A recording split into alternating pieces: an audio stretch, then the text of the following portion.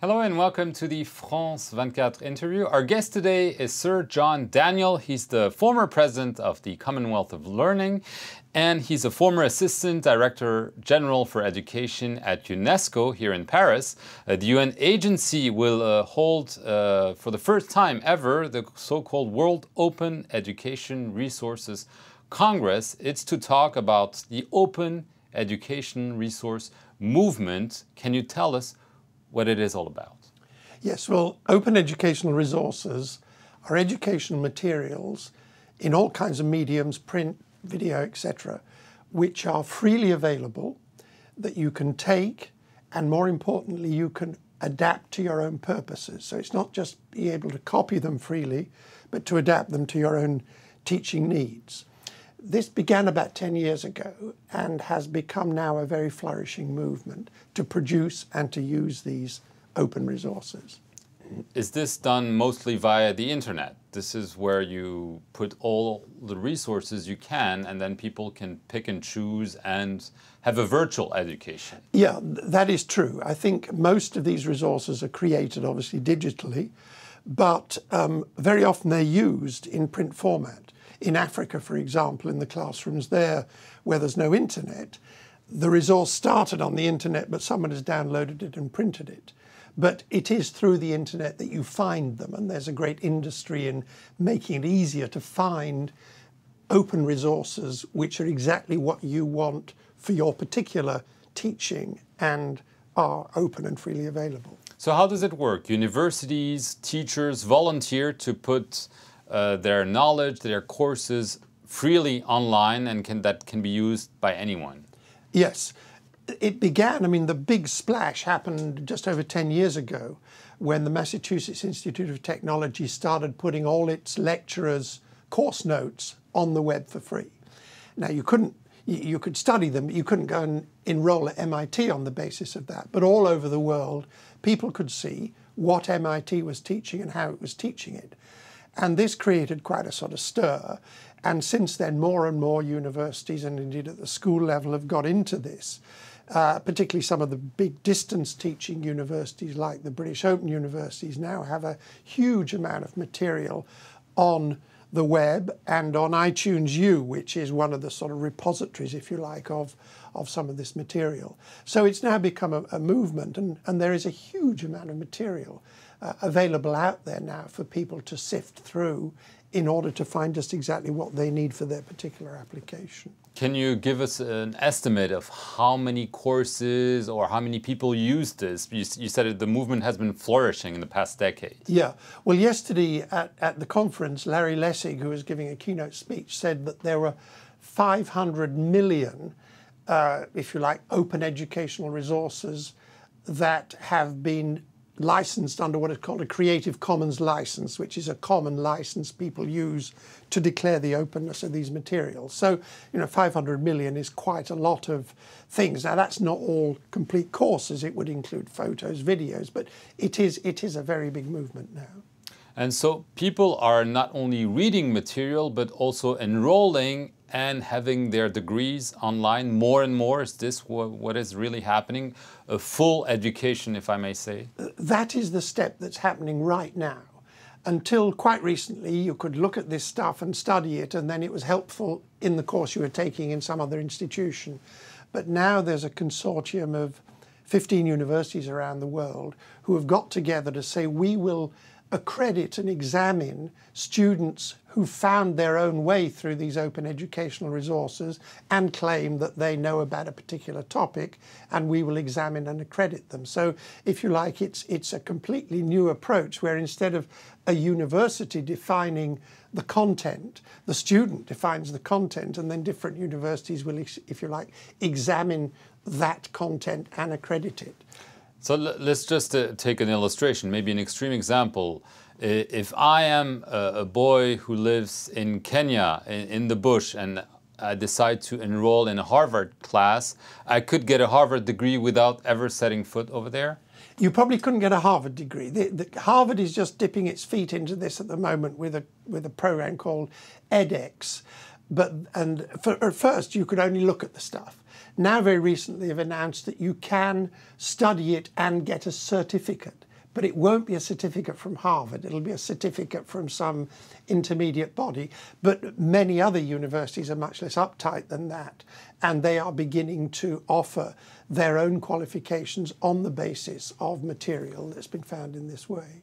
So the main purpose is to allow many people who cannot get a formal education to get one through those virtual means. But is there also an economic motivation to do this? Very much so. I mean, what is interesting about the open education resource movement, it's a combination of high idealism, knowledge is a public good, but also very sound economics, because the cost of producing a course, learning materials, drops dramatically if you can build it on the basis of good existing materials.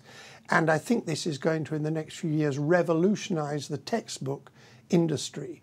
Because at the moment, one of the big problems is that for many students, the cost of textbooks is more than the cost of their tuition fees.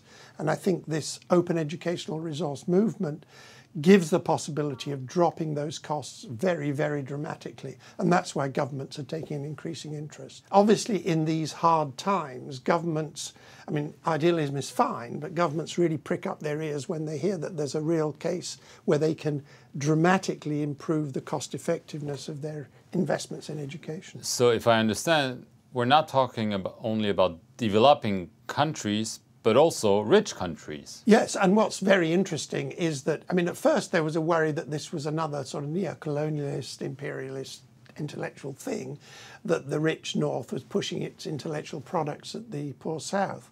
That's changing very fast. I mean, we heard yesterday the example of an open educational resource about caesarean section developed in Ghana that was being used at the University of Michigan. So you're now getting traffic both ways, and there's a terrific traffic within Africa, open educational resources produced in Malawi being used in other African countries. So very quickly this is becoming a very multi-directional thing, which is not surprising because at the end of the day, Africans probably know more about tropical medicine than many northern hospitals, so it makes sense to actually use their expertise.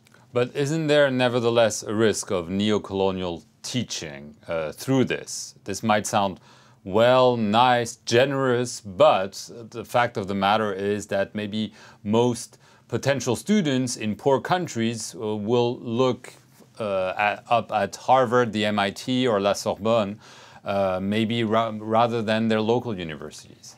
That is a danger, but I think that's countered by the fact that because you can adapt and repurpose these resources, teachers in the developing countries can take what is basically a high-quality resource and then adapt it to their own locality. So that makes it much more properly contextualized than would have been the case with a textbook that was imported from the north, which you use as is and is basically based on baseball analogies and all kinds of northern things. So I think that as this gets appropriated by the education systems in the developing world, you will see contextualization and improvement, and not simply students trying to, if you like, eat the crumbs that fall from the rich man's table.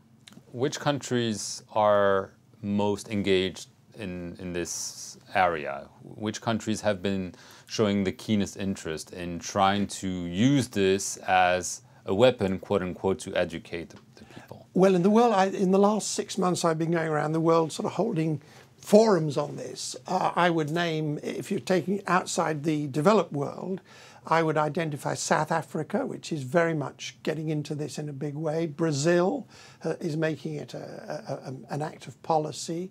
And Nigeria, India. There's a tremendous amount of free material being put out. What is needed really is for governments to get involved in understanding what it's about. And I think people generally need to be much more rigorous about this question of open licensing, so that if you find something, it's clear what you can do with it. Sometimes people just put stuff on the web and say, you know, this is open. Well, if in the corner, bottom right-hand corner, there's a little copyright, all rights reserved, it's not open. So, but that's the next step. I think the first thing is that people be aware of the potential of this and come to grips with it. But shouldn't it come only as a complement? Because there is this notion that to get a full education, you'll need to read a material, learn it, and then be able to use it. But there's also the interaction with a teacher or with other students that, this would mean people would not go to school, would not get that old-fashioned education. Maybe some people think it's something of the past, but still there is this notion that there needs to be interaction with teachers and other students. Oh, very much so. And part of this Open Education Resource University that 15 universities are setting up is a network called Academic Volunteers International of people who will provide some of that interactive capacity. But in fact, often the students who choose this route believe that they can do it very largely by themselves without having to sit in classrooms. I mean, that's the first point. The second is that the projected increase in the number of people wanting higher education in the next 15 years would require the construction of 30,000 student universities every week for the next 15 years. Well, that's not going to happen. So there have to be alternative ways which rely much more on students, if you like, pulling themselves up by their own bootstraps, because information, knowledge is now an abundant resource. It used to be within the walls of the campus. Now it's everywhere. And this is what's changing the paradigm. Okay, Sir John Daniel, thank you very much for enlightening us on maybe what should be the future of education. Thank you for watching this edition of The Interview here on France 24.